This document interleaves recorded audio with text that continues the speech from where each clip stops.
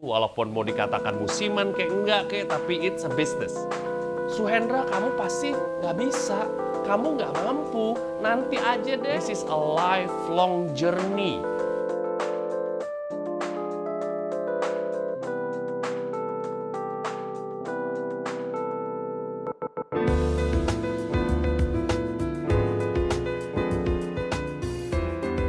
Halo, welcome back to my YouTube video. Hari ini agak sedikit beda, aku nggak sendiri, aku ditemenin nih sama istriku, lagi berkebun. Halo, welcome to my little jungle. Ini kebun teman-teman, ini adalah pekarangan rumah kami yang memang didesain sama istriku, jadi nyaman banget. Memang kadang-kadang kita breakfast di sini, kita ngobrol-ngobrol, teman tamu datang di sini. Nah, teman-teman, hari ini saya tuh pengen bahas mengenai bisnis yang lagi trending atau yang disebut bisnis musiman. Tapi sebelum kita itu dalam-dalam masuk ke situ, mendingan lihat dulu yuk istriku nih hobinya nih. Yuk.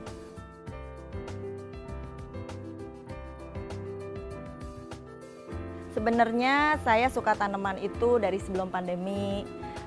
Itu dari dulu memang hobi saya. Jadi dari tamannya kecil sampai akhirnya ya puji Tuhan segede ini. Ini mungkin semua orang tahu ya, ini janda bolong. Dulu saya dapet murah banget loh.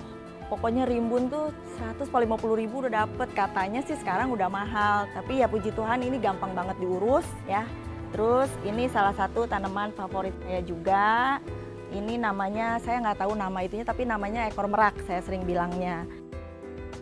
Saya suka juga ini, warnanya cantik dan nggak mahal. Tapi tahan panas, gampang banget diurus. Pokoknya simpel deh, saya tinggalin asal kesorot panas aja, ini dia subur. Nah, terus yang gantung ini saya nama persisnya saya nggak tahu per macemnya karena jenis daunnya beda-beda, tapi saya tahunya ini Dischidia. Ini juga gampang banget diurus. Jadi intinya kalau yang di kebun saya ini semua saya maunya gampang diurus, nggak gitu rewel. Ada satu yang kalau misalnya orang koleksi selama pandemi pasti wajib punya. Namanya Philodendron Birkin. Nah, pasti tahu dong maksudnya Philodendron Birkin. Nah, ibu-ibu pasti kan suka banget tuh yang namanya tas Hermes atau tas Birkin. Jadi wajib banget deh punya. Makanya saya juga nggak mau kalah deh, saya punya nih Philodendron Birkin.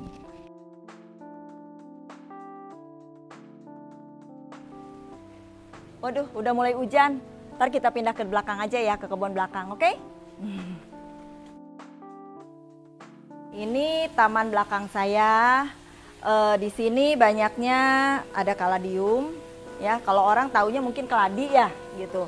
Ini juga ya katanya sih gampang diurus ya. Kalau saya sih suka warnanya, daunnya juga. Nah, terus ada alocasia juga. Terus ini ada gloriosum, yang pasti ada monstera.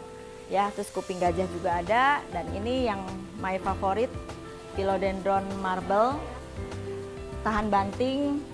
Saya punya beberapa ini, jadi mau kena panas, hujan, apa gimana ini oke. Gitu. Ngapain? Gimana? Udah? Udah. Gimana sih?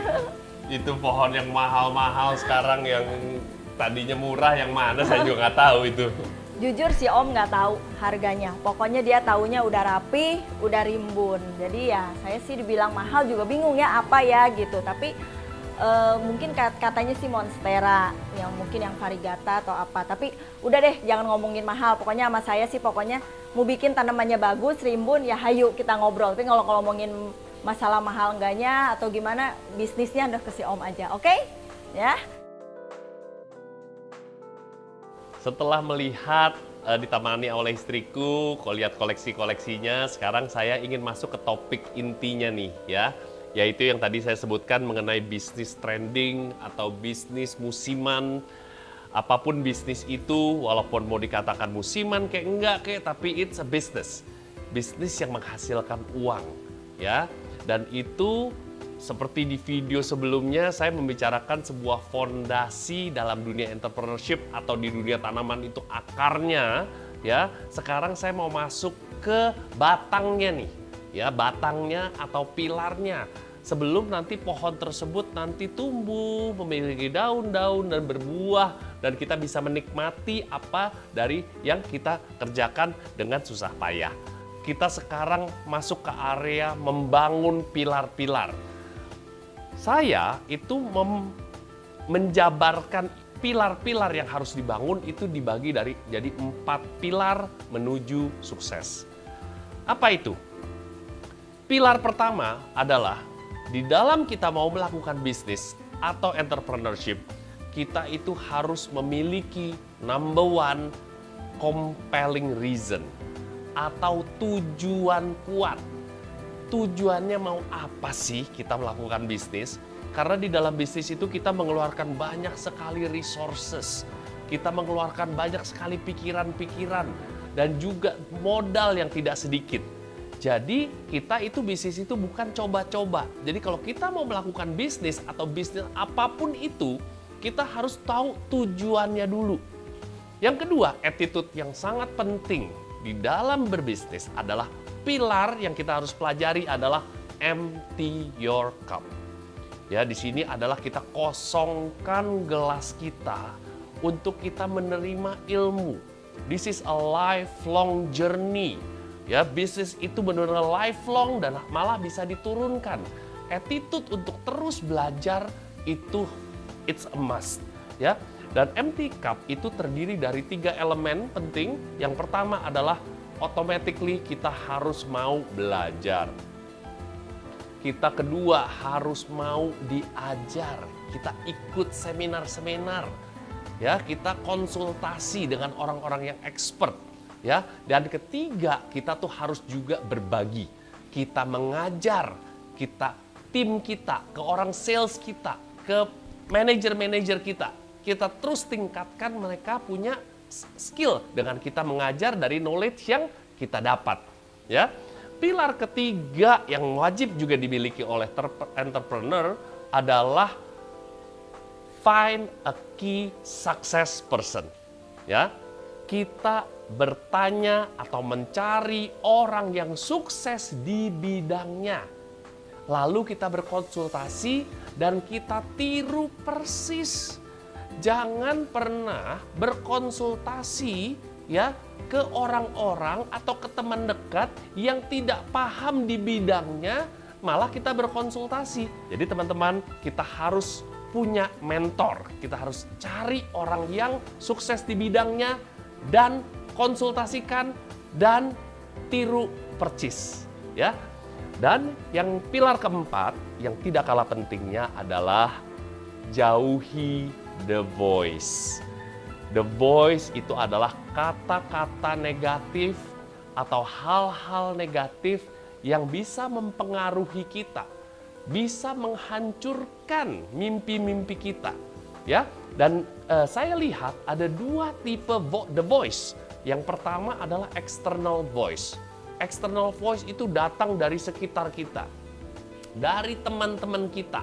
Ya, dan di sini kita itu memang sering mendapatkan ejekan. Oleh sebab itu kita itu harus bergabung atau malah kumpul dengan orang-orang yang sevisi, yang memiliki visi ke depan lebih jauh dari mereka-mereka yang malah sering komentar-komentar negatif yang tidak bertanggung jawab. The voice kedua itu malah yang lebih mengerikan. Ya, yang saya sebut adalah internal voice. Manusia itu memang terbagi 2, ya. Ada yang membisikkan hal-hal negatif, ada yang membisikkan hal-hal positif. Seorang pebisnis itu pasti lebih condong ke arah positif. Mereka lebih mendengarkan area-area positifnya sehingga terbentuklah bisnis itu. Kalau kita selalu mendengarkan yang negatif-negatif, tidak akan pernah terjadi. Kita akan berpikirnya negatif dan akhirnya kita gagal melakukan apapun. Ya, kalau kita kaitkan itu dengan keagamaan kita, saya tahu, saya paham aura dari Tuhan kita semua itu pasti positif. Suhendra, kamu pasti bisa. Suhendra, kamu tidak menunda. Suhendra, kamu adalah spesial. Kamu pasti sukses. Dan aura-aura negatif itu selalu yang datangnya dari setan itu, mereka akan ngomong, Suhendra, kamu pasti nggak bisa, kamu nggak mampu, nanti aja deh. Aduh, nanti aja nunggu peluang yang lebih baik lah. Kayak begitu-begitu itu semua itu menjadi perang, ya. Tapi saya sebagai orang beragama, saya ingin selalu pengen mendengarkan yang dari aura Tuhan, yang positif. Dengan berkat Tuhan, semoga kita semua bila mendengarkan dari Tuhan ini, kita akan menjadi sukses. Satu tips yang bisa saya berikan dalam menghadapi bisnis yang trending atau musiman, jadi teman-teman itu harus hati-hati terhadap stok, ya. Jadi secara filosofi, when everyone to buy, you sell. So when everybody selling, you buy. Karena kita kan melakukan bisnis ini adalah selalu long term, ya. Jadi selama kita konsisten melakukannya, kita tahu when to buy and when to sell. Karena bisnis itu selalu akan up and down.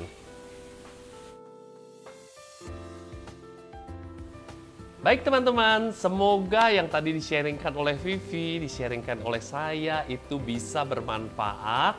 Dan bila kita ingin diskusi, jangan ragu-ragu untuk tulis di kolom komen. If you like the video, please subscribe, like, comment, and jangan lupa klik loncengnya. Oke, see you in the next video.